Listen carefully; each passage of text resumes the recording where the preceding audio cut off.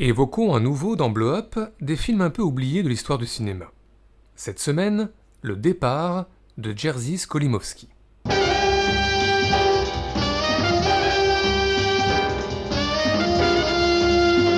Le Départ donc, et 5 bonnes raisons de voir ou de revoir ce film.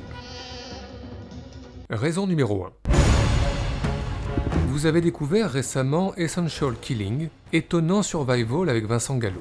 Du coup, vous vous êtes intéressé à son réalisateur, Jerzy Skolimowski. Vous avez découvert Deep End, réalisé dans les années 70 en Angleterre, ou encore Walkover, réalisé dans les années 60 en Pologne. Eh bien, plongez-vous dans Le Départ, l'un des films les plus méconnus de Skolimowski, réalisé en 1967 en Belgique avec une équipe majoritairement française. Vous y retrouverez le même ton iconoclaste et libertaire.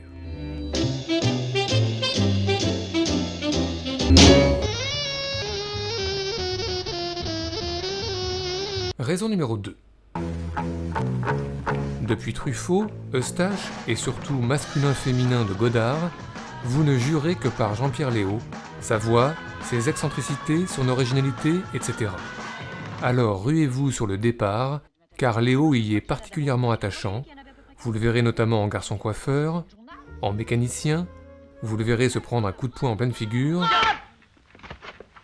puis se déguiser en femme, et vous le verrez enfin conduire une Porsche et faire des dérapages contrôlés. Raison numéro 3, vous êtes fan de Bruxelles, et vous regrettez de ne pas voir plus souvent cette ville au cinéma. Certes, il y a les films de Chantal Akerman, notamment Jeanne Dielman, mais on ne peut pas dire que l'on y voit grand-chose de la ville. Non, revoyez plutôt Le Départ, car c'est bien à une visite de Bruxelles que nous convie Skolimowski, visite en voiture, mais aussi en scooter, et enfin à pied.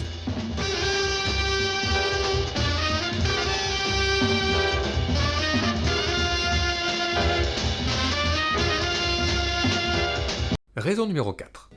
Depuis la mélodie sirupeuse de Rosemary's Baby, vous ne manquez aucune partition composée par le musicien Christophe Komeda. Alors Le Départ est fait pour vous, car Komeda y compose l'une de ses plus grandes musiques de film, air jazzy,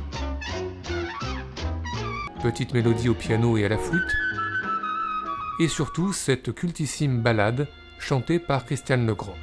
Rues et ruelles, chambres livides,